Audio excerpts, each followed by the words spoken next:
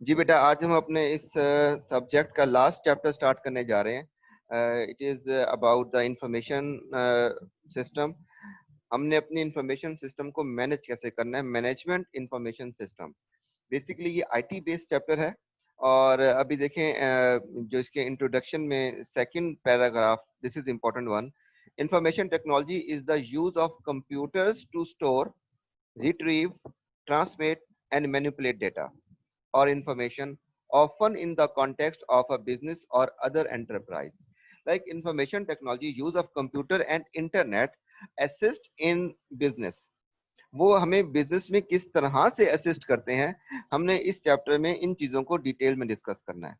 अभी देखिए जो नेक्स्ट पैराग्राफ है, that is about information system is the collection of technical and human resources that provide the storage, computing, distribution, and communication for the information required by all or some part of the enterprises.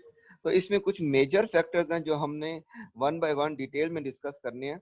देखिए, हमें Excel जो है वो बहुत सारी facilities provide करता है। Microsoft word के जरिए हम बहुत सारा अपना डेटा सेव कर लेते हैं। एक्सेल की फंक्शनैलिटी तो बहुत एडवांस है, लेकिन माइक्रोसॉफ्ट वर्ड में हम अपना डेटा सेव कर लेते हैं।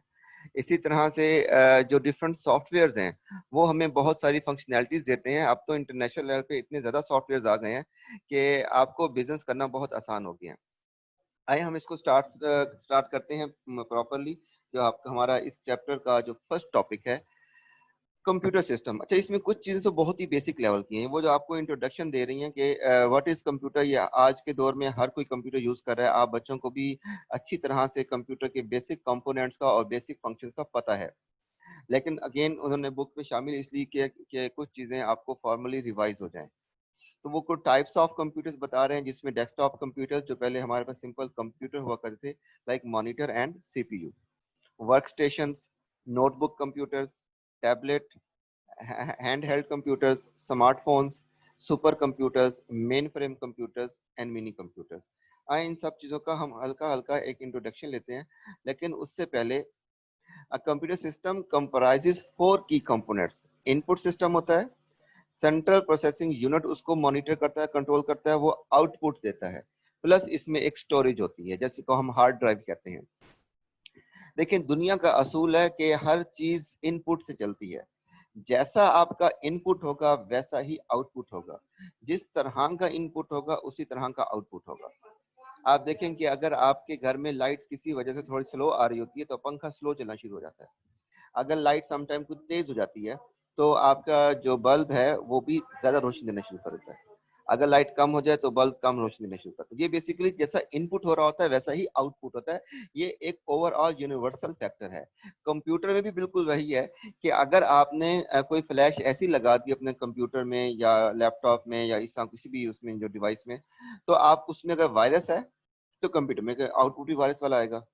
तो this is a very basic concept.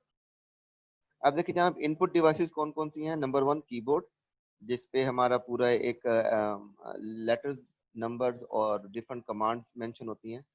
Mouse को हम स्क्रॉल करके जो उसका एरो होता है हम उसको मुख्तलिफ जगहों पर लेकर जाते हैं। Track ball and touch pad. Touch pad जो है, दिस इज समथिंग लाइक कि हम उसके ऊपर रख के चीजों को लिख सकते हैं, देख सकते हैं, मूव कर सकते हैं माउस के बगैर भी। Variation of the mouse that enable you to draw or point on the screen.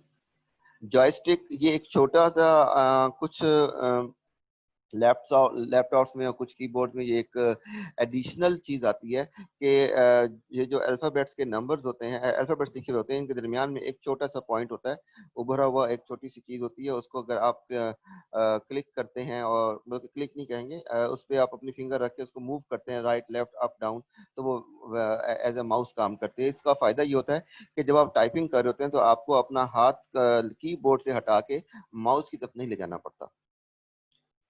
Yes, scanners, हम कोई भी चीज स्कैन करते हैं, कोई अपना डॉक्यूमेंट स्कैन करते हैं तो वो एज इट इज हमारे पास सेफ हो जाता है और डिस्प्ले में आ जाता है वो paper. Digital camera can record still images which you can view and edit on the computer, which you can view and edit on the computer। ये डिफरेंट किस्म के सॉफ्टवेयर भी होते हैं और कैमरा बेसिकली हम अपना जो इमेज है वो कैप्चर कर लेते हैं। Microphone enable you to input your voice. Microphone आप कह लें, जैसे हैंड फ्री हम लगाते हैं, जैसे इस वक्त भी मैं हैंड फ्री से बात कर रहा हूँ, तो it is working as a microphone. Touch sensitive screen, कुछ हमारी उसकी टच स्क्रीन होती हैं, अब कुछ कंप्यूटर इसमें लैपटॉप्स में टच स्क्रीन आ गई है, तो उसके हम जिस स्क्रीन के ऊपर ही हम उसको ऑपरेट करते हैं, जैसे आपके आजकल मोबाइल जो हैं वो टच स्क्रीन वाले मोबाइल हैं, इस तरह से लैपटॉप भी टच स्क्रीन वाले होते हैं। OMR system, optical mark reader. OMR involves marking pre-printed form with a pen or typed line or cross in an appropriate box. The card is then read by OMR device which senses the mark in each box. बेटा OMR device खास तौर पे use होती है आपके जो paper MCQs based होते हैं। अब जिस तरह से NTS के पेपर्स होते हैं और ये MCAT ECAT के पेपर होते हैं, वो MCQs बेस्ड होते हैं। तो होता यह है कि आप उसको स्कैन करते हैं और हमारा अंदर OMR सिस्टम अंदर सॉफ्टवेयर इन्वॉल्व इंस्टॉल होता है। वो करेक्ट आंसर उसको पता होते हैं और वो उसको आपके पेपर्स को चेक करता है। अदरवाइज तो हजारों में जो स्टूडेंट्स पेपर देते हैं, तो उसको चेक करना ही बहुत लंबा लंबा चौड़ा मुश्किल काम हो जाता है। तो OMR सिस्टम जो है, ये बेसिकली आपका जो एग्जाम है, जो पेपर है जिसमें 100 MCQs हैं या MCAT में 220 MCQs होते हैं, ये उनको रीड कर लेता है और करेक्ट आंसर के मुताबिक आपका सवाल मार्क कर देता है। वॉइस डाटा एंट्री, हम अपने कुछ डिवाइसेस के जरिए, माइक्रोफोन के जरिए अपने कुछ वॉइस रिकॉर्ड कर लेते हैं अपने पास। जैसे इस वक्त जो मैं आपको लेक्चर दे रहा हूँ, ये लेक्चर बेसिकली रिकॉर्ड भी हो रहा है, तो उसमें हम डिफरेंट सॉफ्टवेयर यूज करते हैं। इस वक्त क्योंकि हम जूम यूज कर रहे हैं, जूम के सॉफ्टवेयर में ही ये चीज इन्वॉल्व है कि वो वॉइस डाटा एंट्री वो उसको सेव कर लेता है। सेम लाइक दैट उसको बारकोड स्कैनर जो होते हैं और QR क्विक रिस्पांस कोड्स होते हैं, आपकी किसी प्रोडक्ट के ऊपर वो कुछ बार कोड लगे होते हैं और आपका जो स्कैनर होता है, बार कोड स्कैनर, वो उसको स्कैन करता है। आपने कभी नोट किया, अगर आप किसी बड़े डिपार्टमेंटल स्टोर पे जाएं, तो मैनुअल एंट्री की बजाय उस प्रोडक्ट का बार कोड एक स्क्रीन के आगे करते हैं और वो स्क्रीन उसको कैप्चर कर लेता है और उसका बाकी सारा डाटा अंदर उस सॉफ्टवेयर में सेव होता है, तो उसके प्राइस वगैरह सब कुछ वहां पर आ जाते हैं। नेक्स्ट देखें, digital cameras used in many situation where it is for the development of marketing material, recording of crime scenes by the police or by an auditor on a year and inventory count। कुछ चीजों को जब हम अपने पास record में लेके आना चाहते हैं, तो हम उसको उसके लिए डिजिटल कैमरा यूज करते हैं। ये बड़ी कॉमन सी टर्म है जिसको हम सिंपल वर्ड में कैमरा भी बोलते हैं। जी बेटा, ये जो बेसिक अंडरस्टैंडिंग है डेवलप हो गई, जहां तक पढ़ लिया इसमें से कुछ ना समझ आए तो पूछ लें। आगे इसकी एक एग्जांपल भी दी हुई है और विद सॉल्यूशन, इसको आप एक दफा देख लेंगे, उसने उन्हीं चीजों को जस्ट आगे फर्दर थोड़ा सा एक्सप्लेन कर दिया है और फिर फर्दर प्रैक्टिस क्वेश्चन है। जी I am getting your replies के क्लियर है sir, okay good. Next we study output devices. Output devices में देखिए, जिस तरह से हमने पहले इनपुट की बात की है कि हम कुछ चीजें कंप्यूटर में ऐड करते हैं, कंप्यूटर में भेजते हैं, तो वो हमें आउटपुट के तौर पे वो चीजें दिखाता है। तो वो कैसे दिखाता है? आउटपुट में सबसे जो मेन रिसोर्स है दैट इज अ मॉनिटर, कि हम मॉनिटर के जरिए कुछ चीजों को देख रहे होते हैं, वो हमारे पास आउटपुट दे रहा होता है। इसमें CRT भी है, LCD भी है, और CRT तो बहुत ओल्ड टेक्नोलॉजी हो गई है, अब फिर उसके बाद LCD आई थी और आजकल ज्यादातर LED चल रही है। उसके बाद प्रिंटर है। प्रिंटर हम जो कुछ प्रिंट लेना चाहते हैं तो वो पेज हमारे सामने प्रिंट होके आ जाता है, ये पेपर पे के ऊपर प्रिंट होता है, तो प्रिंटर है। उसके बाद स्पीकर्स हैं कि जो कुछ हमने रिकॉर्ड किया होता है उसको जो हम सुनना चाहते हैं तो वो स्पीकर के जरिए हम सुन सकते हैं। इस तरह से स्पीकर की बजाय हम अगर हेडफोन यूज करना चाहते हैं तो वो आवाज फैलने की बजाय सिर्फ आपके कानों तक आती है, ये हेडफोन है। प्लस प्रोजेक्टर, आपने देखा होगा मल्टीमीडिया प्रोजेक्टर्स होते हैं, जिससे एक स्क्रीन का साइज एडजस्ट करते हैं और उसको लैपटॉप से अटैच करते हैं, तो हमारे पास लैपटॉप या कंप्यूटर या समटाइम टैब से भी हम उसको अटैच कर लेते हैं, तो वो हमारे पास जो है ना प्रोजेक्टर डिस्प्ले देना शुरू कर देता है। ये सारे बहुत बेसिक से कॉन्सेप्ट हैं, आप इसको एक दफा रीड करेंगे तो बहुत इजीली आप इसको अंडरस्टैंड कर लेंगे। स्टोरेज डिवाइसेस में देखें कि कुछ चीजें जो हमने स्टोर करनी होती है, अपने पास सेव करनी होती हैं, उसमें जो प्राइमरी हमारे पास स्टोरेज है वो 3 तरह की होती है, रैम, रोम एंड कैशे। अच्छा, आपने देखा होगा, अक्सर सुना होगा, रैम जो है ये जितनी ज्यादा होती है कंप्यूटर की स्पीड उतनी बेहतर होती है, कंप्यूटर की परफॉर्मेंस उतनी बेहतर होती है। आप जब भी अपना कंप्यूटर या लैपटॉप बाय करना चाहते हैं या इवन सेल फोन या टैबलेट कुछ भी आप बाय करना चाहते हैं, तो RAM is considered like very important part. अगर रैम आपकी 2 MB की है तो डेफिनेट सी बात है आपकी, मैं बात करूं सेल फोन की, तो सेल फोन में रैम जो है वो 2 MB से लेकर 8 MB तक आ रही है, जो लेटेस्ट मैंने सुनी है। 12 MB पे मेरे ख्याल में ओप्पो काम कर रहा है, उनका मॉडल शायद लॉन्च हो गया हो, लेकिन लास्ट टाइम तक जो मैंने देखा है दैट वाज 8 MB। तो इसमें फर्क सिर्फ स्पीड का आता है। अच्छा जी, नेक्स्ट देखें, इसमें कैशे हमारे, हम जो जो कुछ यूज कर रहे होते हैं अपना सेल फोन या लैपटॉप या कंप्यूटर, तो इसके बैक एंड फाइल्स पे ना इसके कैशे क्रिएट हो रहे होते हैं। वो कैशे अगर बहुत ज्यादा हो जाएं तो हमारे डिवाइस की जो स्पीड है वो भी स्लो हो जाती है।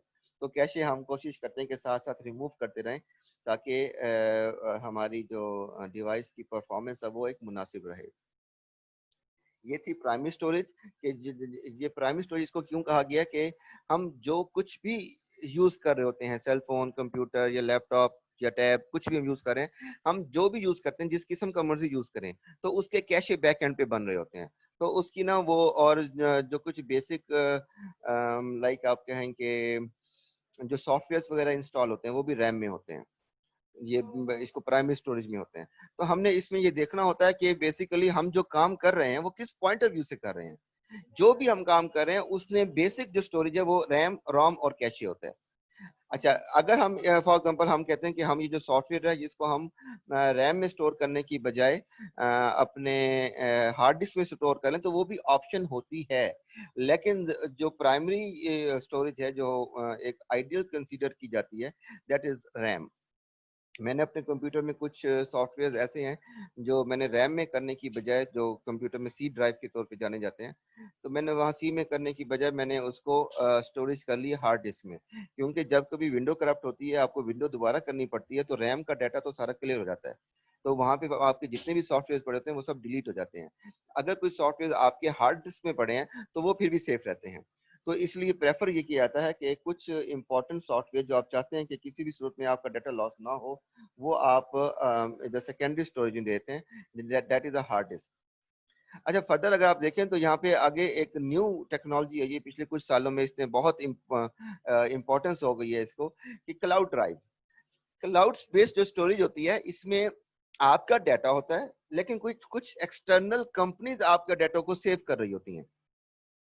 लाइक उन्होंने बड़े बड़े सीपीयू अपने पास रखे होते हैं, उनकी बहुत हैवी हार्ड डिस्क लगी हुई होती हैं, और वो आपको अपनी उस बड़ी हार्ड डिस्क में एक सर्टन, जो फॉर एग्जांपल मैं आपको समझाने के लिए बता रहा हूँ, कि कोई एक कंपनी है उसके पास 1000 TB स्पेस है। उसने एक बड़ा वाला अपना सीपीयू लेके रखा हुआ है, और उसको क्या कहते हैं, मल्टीपल जो इलेक्ट्रिसिटी के जो सिस्टम है वो भी दिए हुए हैं, ताकि सिस्टम किसी वक्त भी स्लो डाउन ना हो जाए, या अगर कोई लोड शेडिंग होती है तो उनके पास बैकअप मौजूद होता है। अच्छा, अब वो क्या करते हैं कि जी, मैंने कहा कि जी उसके पास कितना है, 1000 TB, मुझे कितना चाहिए, फॉर एग्जाम्पल 100 TB, तो सॉरी 100 GB या 1000 GB, तो वो मैं उनसे स्पेस बाय कर लूंगा। जिस तरह से गूगल ड्राइव है, गूगल ड्राइव में अगर आप जीमेल का अकाउंट बनाते हैं तो 15 GB की स्पेस तो आपको वैसे ही मिल जाती है ना, ये it is free of cost. लेकिन अगर आप इससे ऊपर स्पेस लेना चाहेंगे तो उसके लिए आपको पेमेंट करनी होती है, जो $5 पर मंथ होती है। अगर आप थोड़ा सा और एडवांस फीचर लेना चाहते हैं तो वो $12, $15, इस तरह से वो अपने पैसे बढ़ाते जाते हैं, और आपको ये टेंशन खत्म हो जाती है। देखिए, क्लाउड ड्राइव का सबसे बड़ा जो एडवांटेज है कि आप फॉर एग्जांपल अपने बिजनेस टूर के सिलसिले में लाहौर गए हैं या इस्लामाबाद गए हैं, और आपके पास लैपटॉप नहीं है, और आपके पास जो डाटा है बिजनेस का वो लैपटॉप में पड़ा हुआ है, या घर में जो आपने कंप्यूटर रखा हुआ है वो वहां पड़ा हुआ है, तो आप या तो घर में किसी को कॉल करेंगे, उसको कहेंगे कि यार फलां फाइल जो है ना वो मुझे व्हाट्सएप कर दो या ईमेल कर दो, तो ये एक हैसल है। क्लाउड ड्राइव का क्या फायदा होता है कि wherever you are, you just know the password of your cloud company, जहां पे आपने अकाउंट बनाया हुआ है, आप जस्ट वो पासवर्ड एंटर करें और आपका सारा डाटा आपके फिंगर टिप्स पे आपके पास है। लोग अब प्रेफर करते हैं क्लाउड स्टोरेज को। क्लाउड स्टोरेज की बहुत सारी लाइक कंपनीज आ गई हैं। वो जो वेब होस्टिंग कंपनीज हैं वो भी क्लाउड स्टोरेज देती हैं। उसके अलावा जैसे ये जीमेल वगैरह हैं, याहू, हॉटमेल, ये भी क्लाउड स्टोरेज देते हैं।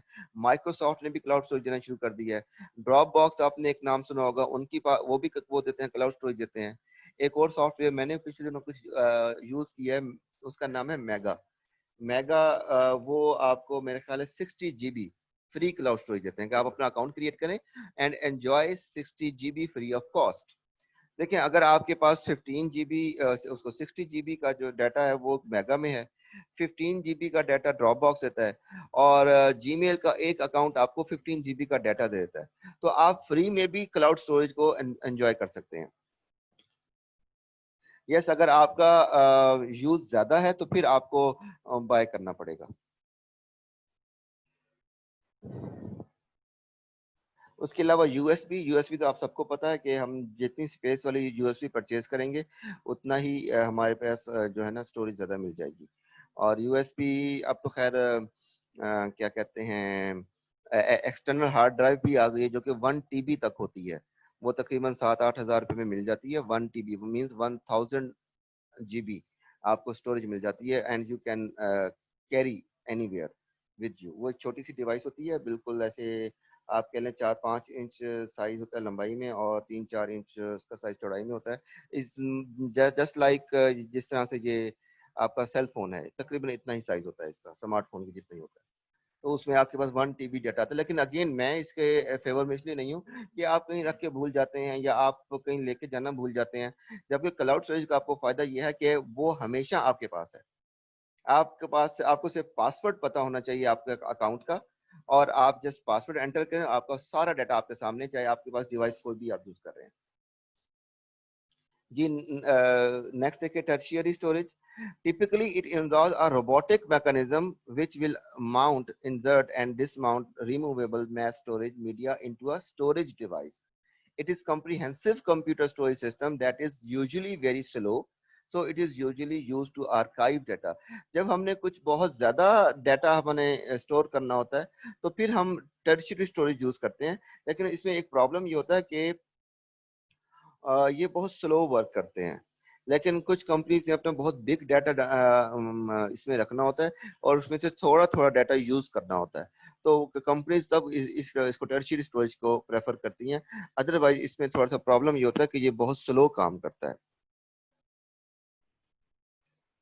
जी, नेक्स्ट देखें, ऑफलाइन स्टोरेज और उसको disconnected storage. It is a computer data storage on medium or a device that is not under the control of a processing unit. Not under the control of processing unit. इस point को समझना है आपने। It is used to increase general information security. It must be inserted or connected by a human operator before a computer can access it again. अब ये मैं आपको थोड़ा सा समझाता हूँ कि ये कौन सा होता है। आप जब भी अपनी कोई वेबसाइट डिजाइन करना चाहते हैं तो उसके लिए आपको किसी होस्टिंग कंपनी से कुछ स्टोरेज लेनी होती है। अच्छा, वेबसाइट के लिए आप अपने पास वेबसाइट को स्टोर करेंगे तो वो लाइव नहीं जाएगी। आपकी वेबसाइट लाइव नहीं, आपकी वेबसाइट बन जाएगी, आपके कंप्यूटर में अवेलेबल होगी। जहां आप उसका लिंक शो करेंगे वो वहां पर शो भी हो जाएगी। But what is the difference, कि हमें वो दुनिया को एक्सेसिबल नहीं होगी। दुनिया को नहीं पता कि फरहान जब्बार ने कोई वेबसाइट बनाई हुई है। फरहान जब्बार ने वेबसाइट बनाई हुई है, अपने लोकल कंप्यूटर पे उसको सेव किया हुआ है, तो उसका कोई फायदा नहीं है। वो लोग उसको एक्सेस नहीं कर सकेंगे जब तक फरहान जब्बार उसका लिंक किसी को नहीं देगा। अच्छा, अब ये जो है ऑफलाइन स्टोरेज, इसका मतलब ये है कि आपको ऑनलाइन जाने की जरूरत नहीं है। आपने एक दफा वेब सर्वर्स परचेज कर लिया, उस पर अपनी वेबसाइट का लिंक डाल दिया, लाइक जो आपका डोमेन का नाम होता है वो आपने डाल दिया, तो उसके बाद my website would be live 24 hours, 365 days. उसमें अब फिर मुझे कोई टेंशन नहीं है, क्योंकि मेरी वेबसाइट, मैंने एक वेब सर्वर का पैकेज परचेज कर लिया और मैंने अपनी वेबसाइट को लाइव कर लिया। तो ये वो अब ऑफलाइन, अब लाजमी नहीं कि मेरा कंप्यूटर ऑनलाइन होना चाहिए। It is not required. जिसने उस वेबसाइट को एक्सेस करना है उसके पास इंटरनेट का कनेक्शन होना चाहिए।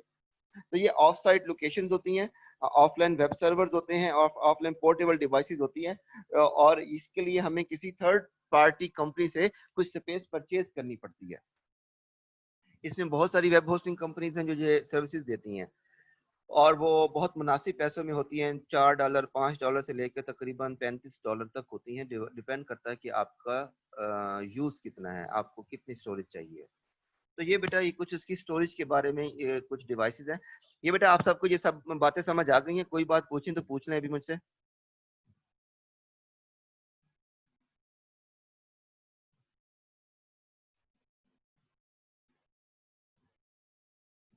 Okay, I am getting your replies कि सर ओके है, क्लियर है। Okay, moving further.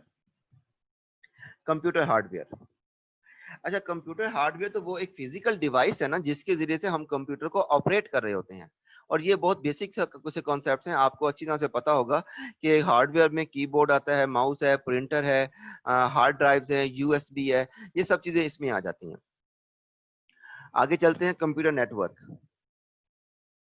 A computer network consists of two or more computing devices that are connected in order to share the components of the network.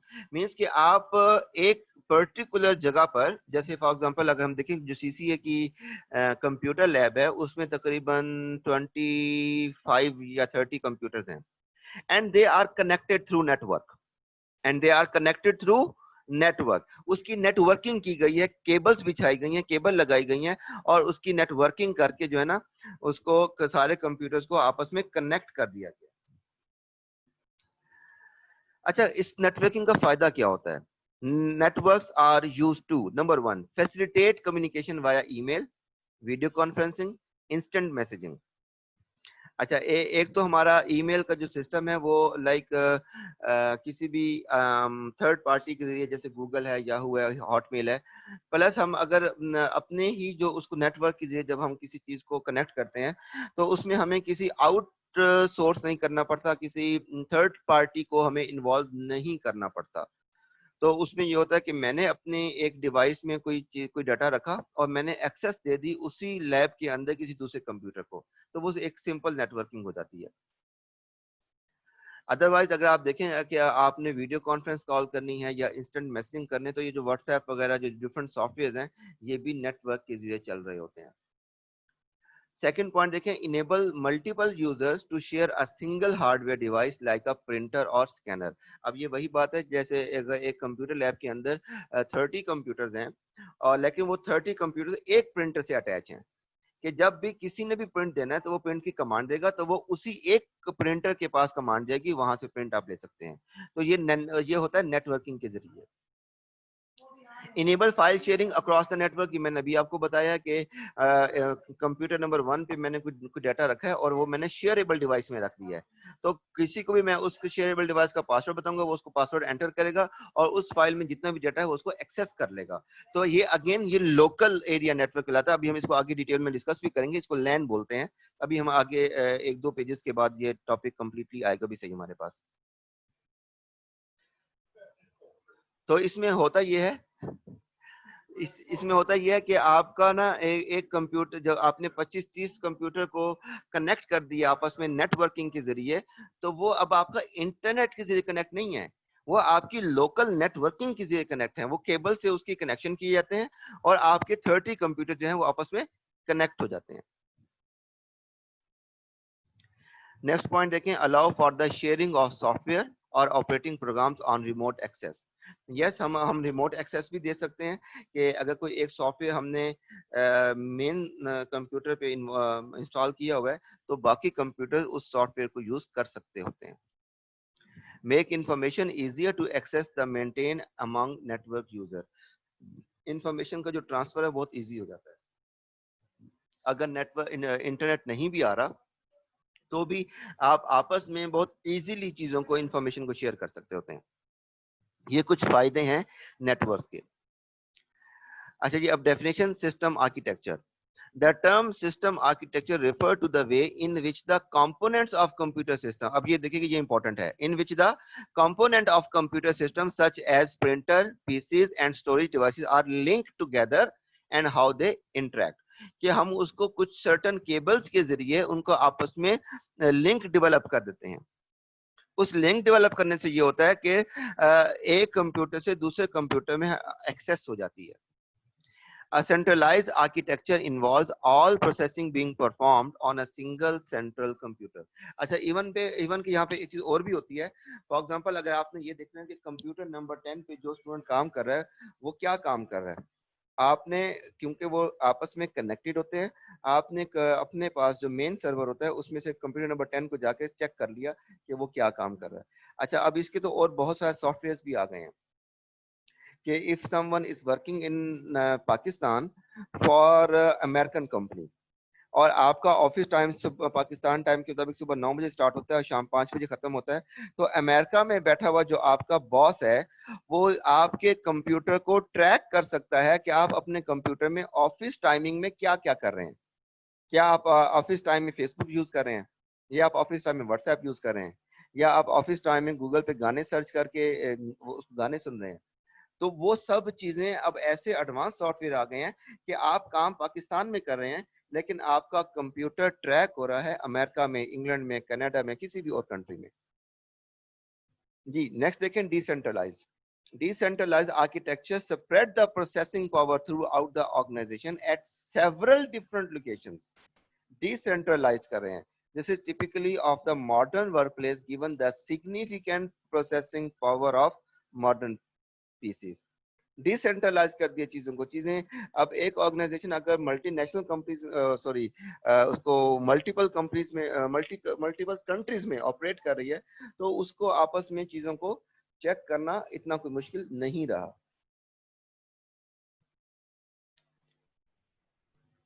Ji, next देखें, typical network configuration include star network, ring network, बस network and tree network. अच्छा बेटा, ये ना network की different types हैं। Star network में चीजें आपस में स्टार के एंगल में कनेक्ट होती हैं। रिंग में ये होता है कि एक राउंड शेप में जितने भी कंप्यूटर हैं वो आपस में कनेक्टेड हैं। बस में लंबाई वाले शेप में होते हैं, ट्री में आगे उसकी ब्रांचेस बनी हुई होती हैं। तो ये जब हम उसकी नेटवर्किंग कर रहे होते हैं तो हर ऑर्गेनाइजेशन की डिफरेंट रिक्वायरमेंट होती है। कुछ लोग स्टार नेटवर्किंग कराते हैं, कुछ रिंग करवाते हैं, कुछ बस करवाते हैं, कुछ ट्री करवाते हैं। ये उनकी नीड पे डिपेंड करता है। अदरवाइज सिर्फ नीड की वजह से, जैसे अब मैं बता रहा हूँ ना कि ट्री है, ट्री के आगे फिर ब्रांचेस होती हैं, तो वो अगर आपकी ब्रांचेस डाइवर्सिफाइड हैं, ज्यादा हैं, तो फिर आपको ट्री कर जाना पड़ता है। अगर आपका एक ही किस्म का काम है तो फिर आप बस नेटवर्क यूज करा लेते हो। तो ये डिपेंड कर रहा होता है कि आपको किस किस्म की नेटवर्क की कॉन्फ़िगरेशन चाहिए। जी बेटा, आगे देखिए, client server computing. Client server computing describe one level of interaction found between computers in system architecture. A server is machine that is dedicated to provide a particular function or service requested by client within a network system. एक main server होता है, उस main server से बाकी जो computers हैं वो connected हो जाते हैं। तो वो हम अब उसको अपनी मर्जी के पॉइंट ऑफ व्यू से कनेक्ट करते हैं कि किस कंप्यूटर को कितनी एक्सेस देनी है। फॉर एग्जांपल, अगर एक सर्वर के पास 30 कंप्यूटर्स हैं तो वो सर्वर उन 30 कंप्यूटर्स को कंट्रोल कर रहा होता है, उनकी अंदर जो फंक्शनैलिटीज है उसको भी कंट्रोल कर रहा होता है, और उसमें जितने भी आगे सॉफ्टवेयर आपने किसको कितने सॉफ्टवेयर देने हैं वो हर चीज कंट्रोल कर रहा होता है। कौन? Main server.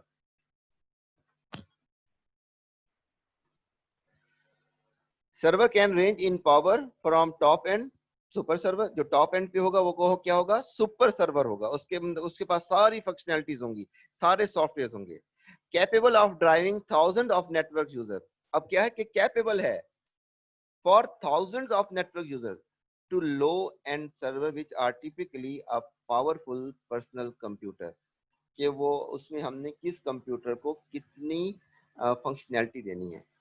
Different types of servers might include file servers, network server, print servers, email server and fax server. ये डिपेंड करता होता है, ये बड़ी बड़ी जितनी भी ऑर्गेनाइजेशन होती हैं, जैसे फॉर एग्जांपल नेस्ले है, कोकोला है, इस किस्म की ऑर्गेनाइजेशन में हमेशा ये हम इसको प्रॉपर प्लान करते हैं कि मेन सर्वर ने किस कंप्यूटर को कितनी फंक्शनैलिटी देनी है। कुछ के पास फाइल शेयरिंग की ऑप्शन होती है, कुछ के पास मजीद एडवांस सॉफ्टवेयर की ऑप्शन होती है। फाइनेंस डिपार्टमेंट में अकाउंट्स के सॉफ्टवेयर इंस्टॉल किए होते हैं, उनकी एक्सेस अकाउंट के सॉफ्टवेयर तक होती है, लेकिन एचआर वालों की एक्सेस अकाउंट के सॉफ्टवेयर तक नहीं होती। तो ये हमेशा अगेन वेरी करता है। देखिए, file servers are used to manage the data files that are accessible to users of the network. क्या करें कि फाइल शेयरिंग हो रही है basically. All the shared data files for the system are held on a file server और are accessible throughout the file server. कुछ को हम फंक्शनैलिटी कितनी देते हैं कि फाइल शेयरिंग की हद तक फंक्शनैलिटी देते हैं।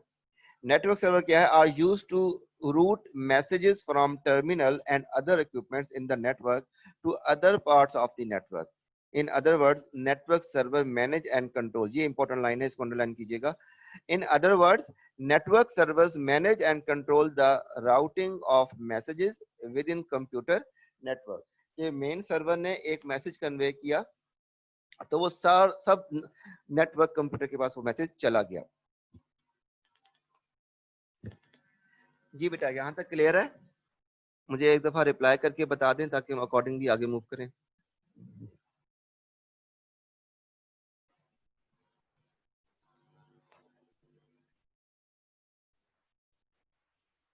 Okay, thank you, I am getting your replies.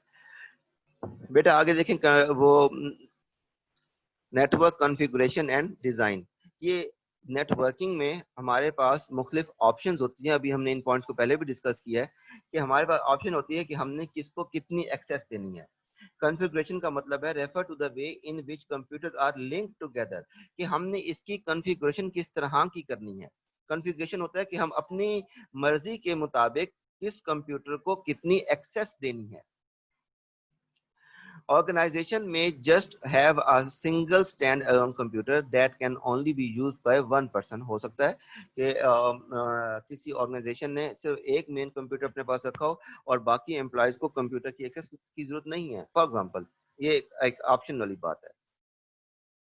Organization may also have hundreds or thousands of computers all able to be used simultaneously and to communicate with each other. ऐसा भी possible है कि hundreds में हो या thousand में हो और वो सारे आपस में इंटरलिंक्ड हो, इंटरकनेक्टेड हो।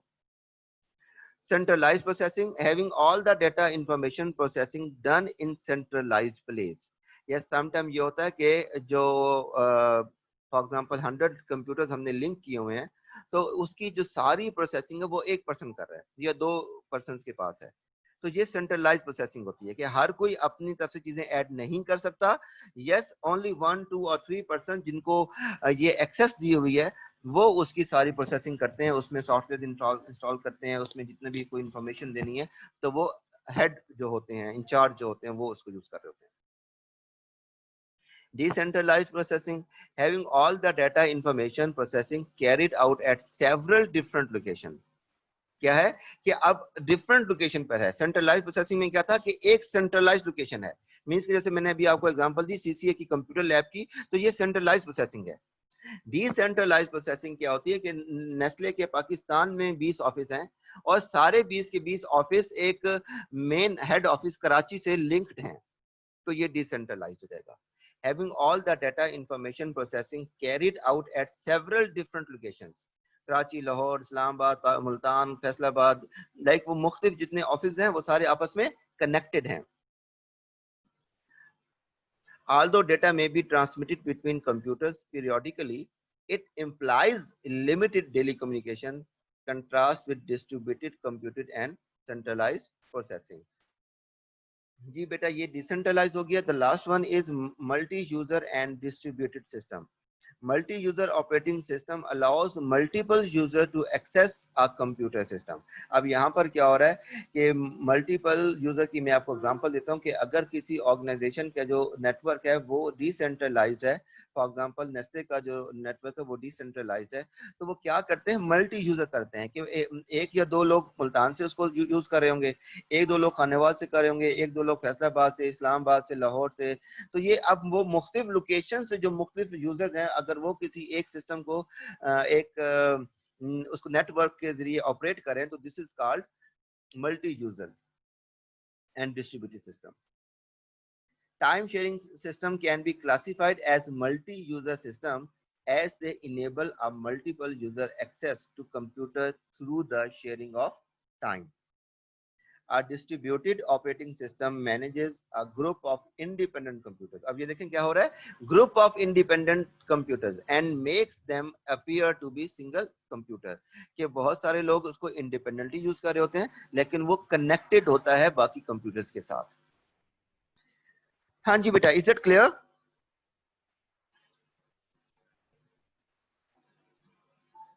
ओके बेटा, आज हम इसको यहीं पर स्टॉप करेंगे. कल हम आगे इसका एरिया नेटवर्क देखेंगे. लैन भी है जो जिसको हम बोलते हैं लोकल एरिया नेटवर्क, वैन है वाइड एरिया नेटवर्क.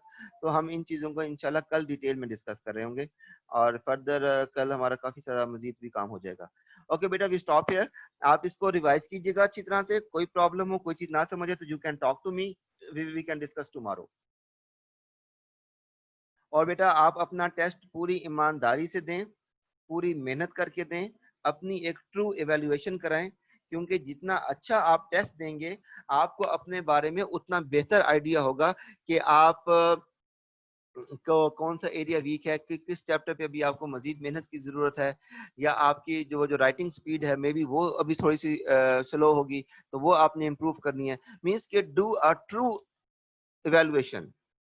आप देखें कि आप टेस्ट कितने टाइम में कर रहे हैं. अगर आप गिवन टाइम में टेस्ट कर रहे हैं तो इस मीन के ठीक है आपकी स्पीड अच्छी है.